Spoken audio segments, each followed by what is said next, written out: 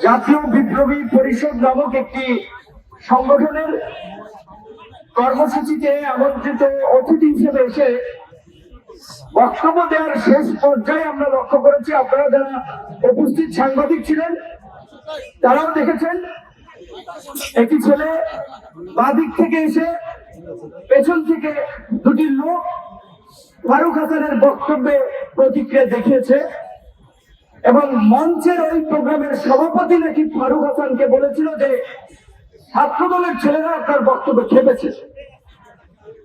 ফারুক হাসান বক্তব্য শেষ করে এখান দিয়ে যাওয়ার পথেই সেই শরীফ যেই ছেলেটি সে হাত ইশারা দিয়ে ডেকে আনলো কয়েকজনকে এবং ফারুক হাসানের উপরে হিংস্র জন্তুর মতো যেমনি শিকার ধরে তেমনি হামলে পড়েছেন এবং তাকে বেধড়ক মারধর করে রক্তাক্ত করেছেন, সিনেমা স্টাইলে দৌড়ে দৌড়ে তাকে মেরেছেন। ঘটনাগুলো দেখেন যে আয়োজক সভাপতি বলেছিল যে ছাত্রদল নাকি তার বক্তব্যে খেপেছে, অথচ ছাত্রদলের এখানে কোনো ধরনের সম্পৃক্ততা ছিল না, এই কর্মসূচিতেও ছাত্রদলের কিছু না। তাহলে আয়োজক সভাপতি কেন বলল? তাহলে তারা যে হামলা করবে এটি তাদের পূর্ব পরিকল্পিত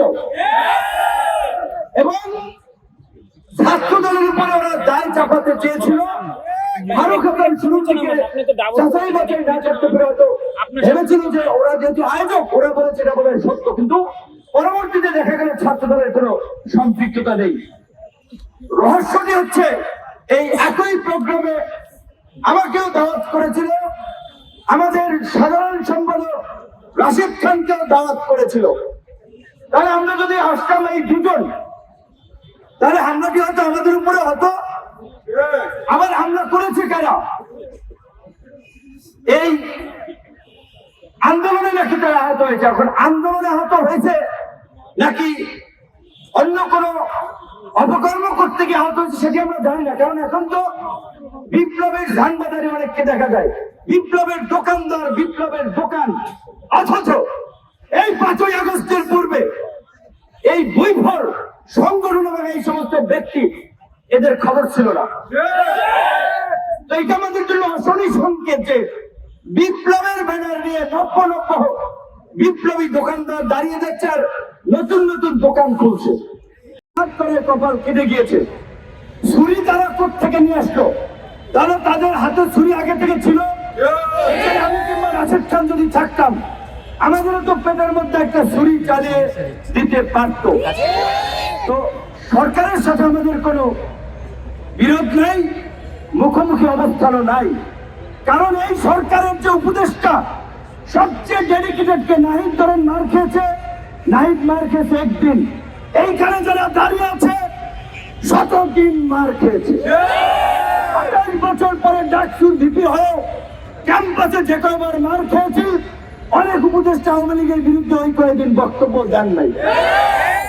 তো গতকালকে এই আহতদের এবং বিশেষ করে হামলা ফারুককে যে আহত করেছে, আহতদের ব্যানারে এসে আমি জানি না, এটা সার্ভিসকে বলতে হবে। এখানে জুলাই মুভমেন্ট ব্র্যাকেটের জার্নালিস্ট নামক একটা হোয়াটসঅ্যাপ গ্রুপে সার্ভিসের ফরওয়ার্ড করে একটা মেসেজে সাংবাদিকদের কাছে চক্ষু ইনস্টিটিউট হাসপাতালের এই দুর্বৃত্তদের নিউজ কভারেজের একটা মেসেজ আমি দেখতে পাচ্ছি। এটি যদি সঠিক হয় তাহলে গতকালকে থেকে সার্ভিসের সম্পৃক্ততা নিয়ে যে অভিযোগটি এসেছে সেই বিষয়ে সার্ভিসকে পরিষ্কার করতে হবে।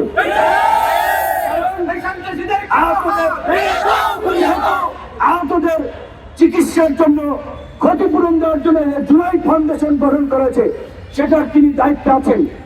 তাহলে তার সাথে একটা সম্পৃক্ততা স্বাভাবিকভাবে আছে।